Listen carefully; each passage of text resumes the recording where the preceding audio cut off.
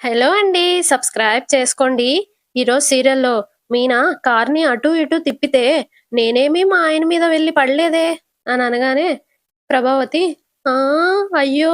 ఒసేయ్ నా పరువు తీయకే" అనంటది. అప్పుడు సుశీలమ్మ "ఒరేయ్! ఆ బొట్టు మీ ఆవిడ నుదిటిన పెట్టరా?" ప్రభావతి "ఆ!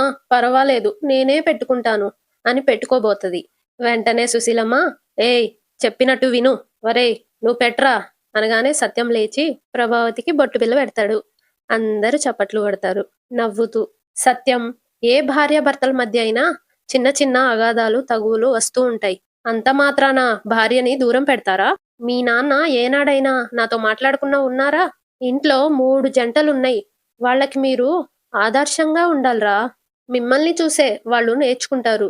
మీరు అన్యోన్యంగా ఉంటే వాళ్ళు ఉంటార్రా. శృతి ఏమో నేను రవి గొడవ పడితే 10 నిమిషాలు కూడా మాట్లాడుకోకుండా ఉండలేం గ్రాని. వెంటనే మీనా తర్వాత మీకు మీరే మాట్లాడుకుంటారా అని అడుగుతది. అప్పుడు శృతి అబ్బే వీడే వచ్చి సారీ చెప్తాడు. రవి అవును తప్పు శృతిదైనా సరే నేనే సారీ చెప్పాలి. ఏం చేస్తాం అని అంటా ఉంటే శృతి ఆ కండిషన్ మీదే నేను ఈడ్ని పెళ్లి చేసుకున్నాను అని అంటది. మీనా నవ్వుతది. సుశీలమ్మేమో ఓసారి ఇలాగే మీ అమ్మా నాన్న గొడవ పడ్డారు. నేనే వచ్చి సర్ది చెప్పాను. 10 నెలలు తిరగకుండానే రవిగాణ్ణి కని నా చేతిలో పెట్టారు అని నవ్వుతది. ఇంట్లో వాళ్ళందరూ నవ్వుతారు. ప్రభావతి ఇంకా సత్యం సిగ్గుపడుతూ ఉంటారు.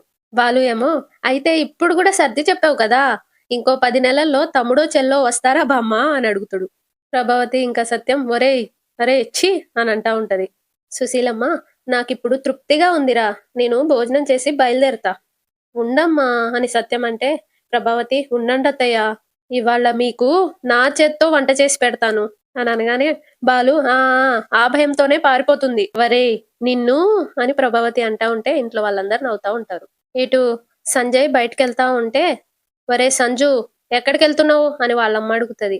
"ఏంటి మమ్మీ" అనంటే, "ఎక్కడికెళ్తున్నావో చెప్పరా?" "ఆ! మొన్న మా ఫ్రెండ్సొచ్చి ఇన్వైట్ చేశారు గదా! ఫంక్షన్ ఉందని. అక్కడికే ఎళ్తున్నాను." మౌనిక గూడా అక్కడికొస్తది. సంజయ్ వాళ్ళమ్మ "మరి ఒక్కడివే వెళ్తున్నావేంట్రా?" అని అడుగుతది. "ఏ నువ్వు కూడా వస్తావా అమ్మా?"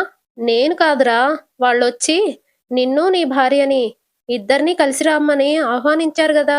ఇలా ఒక్కడివే ఏదో బ్యాచిలర్ పార్టీకి వెళ్తున్నట్టు వెళ్తున్నావేంట్రా?" "మమ్మీ దానికి ఇంట్లో చోటివ్వడమే చాలా ఎక్కువ. మళ్ళీ నా పక్కన చోటిచ్చి, నాతో పాటు పార్టీలకి, ఫంక్షన్‌లకి తిప్పుతా ఉంటే నా స్టేటస్ ఏమైపోవాలి?" "అవసరం లేదు. ఇంట్లో ఏమైనా పనులుంటే దాంతో చేయిచ్చుకో. నేనెళ్ళొస్తాను" అని వెళ్తా ఉంటే వాళ్ళమ్మ "ఒరేయ్ ఆగరా! నువ్వు తనని మరీ పని మనిషిలా చూస్తున్నావు. ఎంత కాదనుకున్నా తను నీతో తాళి కట్టించుకున్న నీ భార్య. ఇప్పటికే నువ్వు తన ఇంట్లో వాళ్ళ మీదున్న కోపంతో తనని నువ్వెక్కడికి వెళ్ళనీయడం లేదు. కనీసం నువ్వెళ్ళేటప్పుడైనా నీతో పాటు తీసుకెళ్ళు. నీకు నచ్చినా నచ్చకపోయినా మొన్న వాళ్ళు వచ్చినప్పుడు ఖచ్చితంగా మౌనికని సంజయ్‌తో పాటు పంపించండి అని నాతో మరీ మరీ చెప్పారు.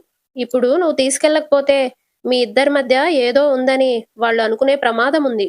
అర్థమవుతుందా నీకు?" అనంటది. ఇందులో అర్థమవడానికేముంది? వచ్చి తగలడమను అనగానే వాళ్ళ అత్తగారు మౌనికకి సైగ జేస్తది. మౌనికేమో హ్మ్. అని లోపలికెళ్తా ఉంటే, హలో! అని మౌనికని సంజయ్ కింద నుండి మీద వరకు చూసి, వాళ్ళింటికెళ్ళినట్టు పాత చీరలు గాదు. నా స్టేటస్‌కి తగ్గట్టు కాస్ట్‌లీ చీరలు కట్టుకొని రావాలి. అక్కడికి అందరూ కోటీశ్వరులొస్తారు. వాళ్ళతో తిను నా భార్య అని ప్రత్యేకంగా చెప్పుకునే అవసరం రాకూడదు.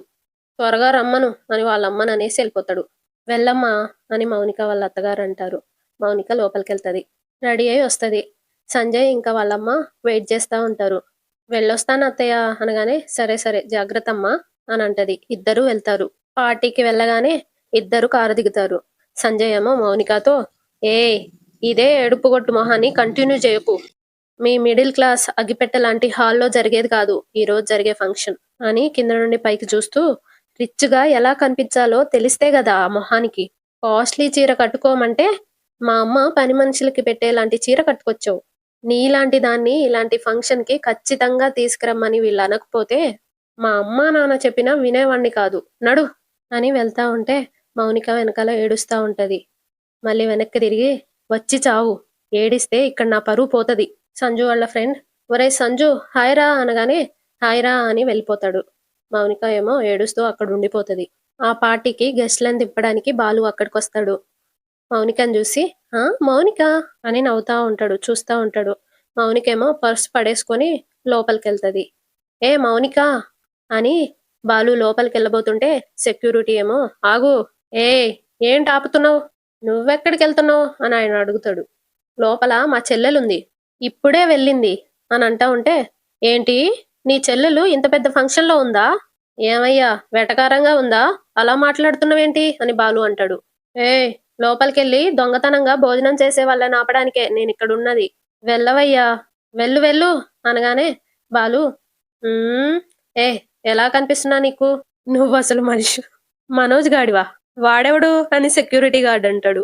వాడు వీడు అనుకు, వాడు మా అన్నయ్య, అయినా నీకన్నీ అనవసరం, నన్ను వెళ్ళనివయ్యా, నిజంగానే నా చెల్లెలు అని వెళ్తా ఉంటే, ఆగో లోపల ఉన్న వాళ్ళంతా చాలా గొప్పింటోళ్ళు, మీ చెల్లెలంటే నేను నమ్మేదెలా, ఓ ఇప్పుడు నిన్ను నమ్మించాలి అంతే కదా అని ఫోన్ తీసి ఇదిగో నా చెల్లెలు అని ఫోటో చూపిస్తాడు.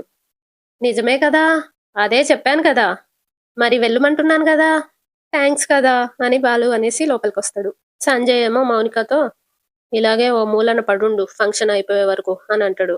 ఒరేయ్ మన ఫ్రెండ్స్ ని కలుద్దాం, వెళ్దాం పదా అనగానే వాళ్ళ ఫ్రెండ్ అలాగే రా పదండి అని అక్కడి నుండి వెళ్ళిపోతారు. బాలు ఆ పర్స్ పట్టుకొని మౌనిక అని పిలుస్తూ వస్తాడు. ఇటు సంజయ్ ఏమో ఏరా ఇంకా ఫంక్షన్ మొదలవ్వలేదా అని అడిగితే ఎవరో మినిస్టర్ వస్తున్నారంట, ఆయన వచ్చాక ఫంక్షన్ మొదలవుతుంది అని వాళ్ళ ఫ్రెండ్ అంటాడు. ఓ అలాగా అని అంటూ సంజు బాలుని చూస్తాడు. వీడు ఇక్కడున్నాడేంటి, మమ్మల్ని ఫాలో అవుతూ వచ్చాడా అని అనుకుంటాడు. బాలు ఏమో మౌనిక దగ్గరికి వెళ్ళి మౌనిక మౌనిక మౌనిక ఏమో అలా చూస్తూ ఉండిపోతది. ఇక్కడ సంజయ్ ఏమో వీడు ఇక్కడికొచ్చాడు, ఇది నిజంగానే వాడిని కొట్టిందా నా ముందు, లేకపోతే నాకు భయపడి వాళ్ళ ఇంట్లో వాళ్ళని దూరం పెడుతుందా, అది తెలుసుకోవాలంటే వీళ్ళని అబ్జర్వ్ చేయాలి అని దాక్కొని చూస్తూ ఉంటాడు. నీ పర్సమ్మా అక్కడ పడేసుకున్నావు అని బాలు ఇస్తా ఉంటే మౌనిక సంజయ్ ఎక్కడున్నాడా అని చూస్తా ఉంటది. పర్స్ తీసుకొని అక్కడ నుండి వెళ్ళిపోతది. బాలు ఏమో వెనకాలే మౌనిక మౌనిక అని వెళ్తూ మౌనిక చేయి పట్టుకుంటాడు. మౌనిక ఏంటి నన్ను చూసి కూడా మాట్లాడకుండా వెళ్ళిపోతున్నావు అని ఆలోచించి, ఓ గుళ్ళో నేను మీ ఆయన్ని కొట్టానని కోపమా, సారీ అమ్మా, నీ మీద చేయి చేసుకోబోతే నాకు కోపం వచ్చింది అది కాదా, అయితే నువ్వు నా మీద చేయి చేసుకున్నందుకు ఫీల్ అవుతున్నావు అంతేనా. సంజయ్ ఏమో మాట్లాడవే, నువ్వు ఇవాళ వాడితో మాట్లాడాలి నీకుందే అని అంటూ ఉంటాడు. ఇక్కడ మౌనిక వెళ్ళిపోతా ఉంటే మళ్ళీ బాలు చేపట్టుకొని ఆపి, మౌనిక అసలు నేను ఫీల్ అవ్వట్లేదమ్మా, ఆ రోజు అందరూ నాదే తప్పన్నారు, నిన్ను బాధ పెట్టే పని నేను చేస్తానా, నువ్వు బాగుంటే నీ కాపురం బాగుంటే నాకు అంతకంటే ఇంకేం కావాలమ్మా అని అంటా ఉంటే మౌనిక ఏడుస్తూ అటు ఇటు చూస్తూ చెట్టు పక్కనే దాక్కొని ఉన్న సంజయ్ని చూసేస్తది. చూసి అక్కడి నుండి వెళ్ళిపోతా ఉంటే మళ్ళీ బాలు పట్టుకొని మౌనిక ఏమైందమ్మా, ఏదైనా ప్రాబ్లమా, ఎందుకు భయపడుతున్నావు, నేనున్నాను కదా అని అంటా ఉంటే అక్కడికి సెక్యూరిటీ గార్డ్ వస్తాడు. హలో ఎవరు నువ్వు అని బాలుని నెట్టి అడుగుతాడు. ఏం లేదు, మా సిస్టర్ కనిపిస్తే మాట్లాడుతున్నాను. ఏంటి మేడం, నిజంగా మీ బ్రదరేనా ఇతను, ఇప్పుడు ఏం చెప్తుందో చూద్దాం అని సంజయ్ అనుకుంటాడు. చెప్పండి మేడం, ఇతను తెలుసా నీకు, నిజంగా మీ బ్రదరేనా అని అడుగుతా ఉంటే మౌనిక మౌనంగా ఉండిపోతది. అదేంటమ్మా అతను అడుగుతుంటే సమాధానం చెప్పవేంటి అని బాలు అంటాడు. వెంటనే మౌనిక ఇతనెవరో నాకు తెలియదు, ఇక్కడి నుండి వెళ్ళమని చెప్పండి అని అనేసి అక్కడి నుండి వెళ్ళిపోతది. సంజయ్ ఏమో అని నవ్వుకుంటాడు. సెక్యూరిటీ గార్డ్ నరవరా బయటికి అని నెడుతూ, ఎవడు పడితే వాడు తినడానికో ఏదో ఒకటి నొక్కేయడానికో వస్తుంటారు, నీలాంటి వాళ్ళని నా సర్వీస్ లో ఎంతో మందిని చూశాను అని అనగానే బాలు ఏయ్ మాటలు మర్యాదగా రానివ్వు, ఎలా కనిపిస్తున్నాను నీకు, ఫ్రీగా తినిపోయే వాళ్ళంతా ఇలాగే దబాయిస్తారు, ఏయ్ నడవరా బయటికి నడువు అని తోసేస్తాడు బాలుని. బాలు వెళ్ళి తన కారు మీద పడిపోతాడు. మౌనిక ఏమో లోపల ఏడుస్తా ఉంటది. నన్ను క్షమించన్నయ్యా, నా కాపురం కూలిపోకూడదని నువ్వు బాధపడేలా మాట్లాడాను, నువ్వు ఎంత ఫీల్ అవుతున్నావో నాకు తెలుసు, అందుకు 100 రెట్లు నా గుండె రగిలిపోతుందన్నయ్య, కానీ చూస్తూ ఊరుకోవడం తప్ప నేనేమీ చెయ్యలేను అని ఏడుస్తా ఉంటది.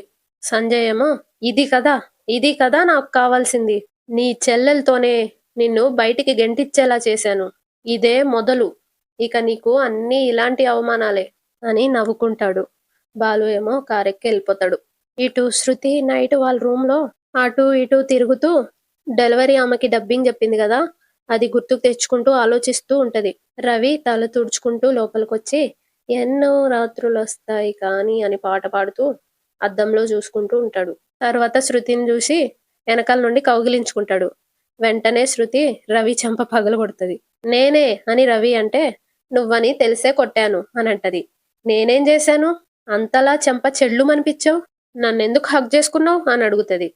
వెనక నుండి చూస్తే రొమాంటిక్ గా కనిపించావు, అందుకే అని మళ్ళీ కౌగిలించుకోవడానికి పోతాడు. ఏయ్ వదులు అని అంటది గట్టిగా. ఏమైంది శృతి? ఎందుకలా దూరంగా జరుగుతున్నావు? ఇప్పుడు నీకు తలనొప్పి జ్వరం లాంటివి ఏమీ లేవు కదా? పైగా ఇది రాత్రి, ఇద్దరం ఒకే గదిలో ఉన్నాం. ఏం లేదు రవి, నువ్వైతే కొన్ని రోజులు నా దగ్గరికి రావద్దు, నన్ను ముట్టుకోవద్దు. రవి ఏమో, చూడు, అసలే నువ్వు నన్ను కొట్టి హర్ట్ చేసావు, చాలా నొప్పిగా ఉంది. అయినా నేను నీకోసం భరించాను. అయినా నువ్వు నన్ను దూరం పెడితే అస్సలు ఒప్పుకోను. అప్పుడు శృతి, నువ్వు ఈ మాత్రం దానికే నొప్పి అంటున్నావే, ప్రెగ్నెన్సీ వచ్చి 9 నెలలు క్యారీ చేసి ఆ తర్వాత బేబీని డెలివరీ చేసేటప్పుడు వచ్చే నొప్పి ఎలా ఉంటుందో నీకు తెలుసా? రవి అని అంటాడు. నాకు తెలుసు అని శృతి అంటా ఉంటే, ఈ నొప్పికి ఆ నొప్పికి సంబంధం ఏముంది అని అడుగుతాడు. ఉంది, ఏదైనా నొప్పి నొప్పే. రవి శృతి తల పట్టుకొని, నీ తలకేమైనా దెబ్బ తగిలిందా అని అడుగుతాడు. ఏయ్ దెబ్బ కాదు, నా బ్రెయిన్ లో లైట్ వెలిగింది. ఏమని అని రవి అడుగుతాడు. ఇప్పట్లో పిల్లల్ని కనొద్దు అని.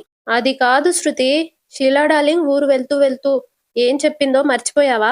రాణి పిల్లలు పుట్టడం గురించి చాలా సింపుల్ గా చెప్పారు, కానీ పిల్లలు పుట్టేటప్పుడు లేడీస్ ఎంత పెయిన్ అనుభవిస్తారో నేను ప్రత్యేకంగా చూశాను రవి. హాస్పిటల్లోనా అని అడుగుతాడు. కాదు, డబ్బింగ్ థియేటర్లో నిన్న ఒక సీరియల్ కి డబ్బింగ్ చెప్పాను. అందులో ఆ పెయిన్ అనుభవించే ఆమె వాయిస్ కి నేను వాయిస్ ఇచ్చాను. ఆ సీన్ చూస్తున్నంతసేపు నాకు చాలా బాధేసింది. నేను కూడా చాలా సినిమాల్లో చూశాను అని రవి అంటాడు. నువ్వు చూసింటావు, నీకు అంతవరకే తెలుసు. కానీ రేపు నేను అనుభవించాలి. నా బాధ ఎవరికి తెలుస్తుంది? నువ్వన్నది నిజమే శృతి, నేను మగాణ్ణి కాబట్టి నేను ఆ పెయిన్ని అనుభవించలేను. వెంటనే శృతి, అదే కదా మీ ధైర్యం, అందుకే మీ మగాళ్ళు పిల్లల్ని కనేద్దాం అని సింపుల్ గా చెప్పేస్తూ ఉంటారు. కనాల్సింది మేము, కాబట్టి నేనైతే ఒక నిర్ణయానికి వచ్చాను. రవి ఏమో, ఏంటది అని అడుగుతాడు. నేను ఇప్పట్లో పిల్లల్ని కనాలని అనుకోవట్లేదు. అది విని రవి షాక్ అవుతాడు ఫస్ట్. తర్వాత నవ్వి, నువ్వెలాగో చెప్పావు కదా, పెళ్ళయ్యాక 2 ఏళ్ళు ఆగుదామని, అలాగే ఆగుదాంలే అని అంటాడు. ఇప్పుడు చెప్తున్నాను, 2 ఏళ్ళు కాదు, ఇంకెప్పటికీ నేను కనను. ఎందుకు అని రవి అడుగుతాడు. ఆ బాధని నేను భరించలేను. అది కాదు శృతి, పిల్లల్ని కనడం అనేది వెరీ కామన్ థింగ్. పెళ్ళైన లేడీస్ అందరూ తల్లి కావాలని కోరుకుంటారు తెలుసా? శృతి ఏమో, నేను కూడా నీకు పిల్లలు వద్దు అని చెప్పడం లేదు, నేను కనను అని చెప్తున్నాను. వెంటనే రవి, ఓహో, అయితే నేనిప్పుడు ఇంకో పెళ్లి చేసుకొని పిల్లల్ని కనాలా? శృతి ఒక్కటేసి, తమరికి అలాంటి ఉద్దేశాలు కూడా ఉన్నాయా? ఎక్కువ మాట్లాడితే నిన్నస్సలు దగ్గరికి కూడా రానియను. ఏం మాట్లాడుతున్నావు శృతి, మనకసలు పిల్లలే వద్దా? దానికి వేరే ఆప్షన్స్ ఉన్నాయి రవి. భార్యాభర్తలు ఒకటవ్వకుండా పిల్లల్ని ఎలా కనేది శృతి? సరోగసి లాంటి ఆప్షన్స్ చాలా ఉన్నాయి రవి.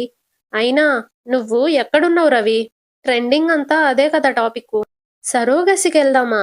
ఏం మాట్లాడుతున్నావో నీకైనా అర్థమవుతుందా శృతి? బాగా అర్థం చేసుకునే వచ్చాను రవి. ఈ మధ్య సెలబ్రిటీసు అదే ఆప్షన్ చూస్ చేసుకుంటున్నారు. మొన్న ఈ మధ్య ఒక సెలబ్రిటీ వైఫ్ కూడా ఇదే టాపిక్ మీద మాలాంటి అమ్మాయిల్ని మోటివేట్ కూడా చేసింది. రవి ఏమో, వాళ్ళు చేశారని మనం కూడా చేయాలా శృతి? ఆహా, నాకు ఇంకా వేరే మార్గం కనిపించడం లేదు రవి. అంటే నీకు అమ్మలా మారే అనుభూతి అవసరం లేదా శృతి? ఎందుకు లేదు? ఇంకొకరి గర్భంలో పుట్టినా తను మన బేబీయే అవుతుంది కదా. ఏంటో శృతి, ఇది వర్కౌట్ అవుతుందని నాకైతే అనిపించడం లేదు. దీనికి మా అమ్మ అస్సలు ఒప్పుకోదు. మన నిర్ణయాన్ని ఒప్పుకోకపోవడానికి ఆవిడెవరు? అసలు ఆవిడ ఒపీనియన్ మనమెందుకు తీసుకుంటాం? పెద్దవాళ్ళకి చెప్పకుండా ఇలాంటి నిర్ణయాలు మనమెలా తీసుకుంటాం శృతి? అయినా ఆడవాళ్ళు పిల్లల్ని కనడం అనేది ప్రకృతి ధర్మం. తరువాత మళ్ళీ ఏదో ఒక రోజు నువ్వే బాధపడతావు. నేనేం బాధపడను. చాలా అంటే చాలా క్లియర్ గా ఉన్నాను. అయినా ఆడవాళ్ళు మాత్రమే పిల్లల్ని కనాలా ఏంటి? ఆడవాళ్ళు ఏమైనా పిల్లల్ని కనే మిషన్స్ అనుకుంటున్నారా? లేదు శృతి, మా అమ్మా నానే కాదు, మీ ఇంట్లో వాళ్ళు కూడా ఒప్పుకోరు. నేను చెప్తుంటే అర్థం కావట్లేదా రవి? మన నిర్ణయాన్ని మనమే తీసుకోవాలి. వాళ్ళ ఒపీనియన్‌తో మనకి పని లేదు. సరే, నాకు ఇప్పుడు దీని గురించి మాట్లాడే ఇంట్రెస్టు, ఓపిక రెండూ లేవు. మనకంటే ముందు ఈ ఇంట్లో ఇద్దరున్నారు కదా! తర్వాత మాట్లాడదాం. మనకంటే ముందు ఎంతమందైనా ఉండని. నువ్వు మాత్రం పిల్లలు కావాలని నా దగ్గరకొస్తే ఖచ్చితంగా నేను నో అనే చెప్తాను. నన్నలా చూడ్డం మానేసి, నువ్వు రెస్టారెంట్ ప్లాన్ చేయాలని అంటున్నావు కదా! ఆ పని చూడు. హ్మ్. అనంటాడు రవి. ఇటు బాలు ఇంటికొచ్చి నీరసంగా నడుచుకుంటూ వెళ్ళి మెట్ల మీద కూర్చుంటాడు ఇంటి బయట. మౌనిక అన్న మాటలు గుర్తు తెచ్చుకుంటూ బాధపడుతూ ఉంటాడు. మీనా బాలుని చూసి బయటకొచ్చి బాలు పక్కన కూర్చొని, ఏమైందండి ఇంత ఆలస్యమైంది? ఏ ఈ మాత్రం ఆలస్యంగా గూడా నేను రాకూడదా? మామూలుగా అడిగానండి. ఇది మీ ఇల్లు. మీరెప్పుడైనా రావచ్చు. ఏమైందండి అలా ఉన్నారు? ఈరోజు మౌనిక కనిపిచ్చింది అనంటాడు. అవునా? ఎలా ఉంది? బావుందా? మీతో బాగా మాట్లాడిందా? నా గురించి అడిగిందా? బాలు మౌనంగా ఉంటాడు. ఇవేమీ లేవని అర్థమవుతుంది. ఏం జరిగింది? అని అడుగుతది. బాలు జరిగింది మొత్తం చెప్తాడు. మౌనిక నేనెవరో తనకి తెలియదు అంటదని కల్లో కూడా నేననుకోలేదు అని కన్నీళ్లు పెట్టుకుంటూ, ఈరోజు మౌనిక నోటి వెంట ఆ మాట విన్నాక నా గుండె ఆగినంత పనైంది. మౌనిక అలా ఎందుకందో నాకర్థం కాలేదు మీనా. తను నన్ను కొట్టినా నా చెల్లేగా నన్ను కొట్టింది. చిన్నప్పుడు నా గుండెల మీద ఆడుకుంది. ఇప్పుడు నా చెంప మీద కొట్టింది అని అనుకున్నానే కానీ, తన మీద నాకు కొంచెం కూడా కోపం రాలేదు అని అంటా ఉంటే మీన బాధపడతా ఉంటది. అంతటితో ఈరోజు ఎపిసోడ్ అయిపోతది. రేపటి ఎపిసోడ్‌లో అందరూ హాల్‌లో ఉంటారు. బాలు ఏమో, "ఏం లేదు నాన్న, నేను కొత్త కారు కొన్నాను కదా! ఆ కార్‌ని రాజేష్‌కి రెంట్‌కిస్తున్నాను" అని కార్ కీస్‌ని సత్యంకిస్తాడు. సత్యమేమో, "తీసుకో రాజేష్" అని ఆ కీస్‌ని రాజేష్ చేతిలో పెడతాడు. రాజేష్ ఏమో బాలుతో, "ఇలాగే 200 కార్లు కొని ఒక పెద్ద బిజినెస్ మ్యాన్ అయిపో" అనంటాడు. బాలు నవ్వుతా ఉంటాడు. మనోజ్ ఏమో, "బిజినెస్ మ్యాన్ అవ్వాలంటే దానికో స్టేటస్ ఉండాలి" అనగానే మీనా, "నా బంగారం ఎత్తుపోయి అమ్ముకుంటే వస్తుందా?" ప్రభావతేమో, "సెకండ్ హ్యాండ్‌లో 2 కార్లు కొన్నంత మాత్రాన నీ మొగుడు బిజినెస్ మ్యాన్ అయిపోతాడా?" అని అంటా ఉంటే మీనా గట్టిగా, "ఏమన్నారు? మళ్ళీ అనండి. ఏదో ఒక రోజు మా ఆయన ఖచ్చితంగా" అని చిటికేసుకుంటూ ఏదో చెప్పబోతది. వెంటనే బాలు, "ఏ మీనా మీనా ఆపాపాపు" అని ఆపుతా ఉంటాడు. అంతటితో ఈరోజు ఎపిసోడ్ అయిపోతది. సబ్స్క్రైబ్ చేసుకోండి. లైక్ కూడా చేయండి.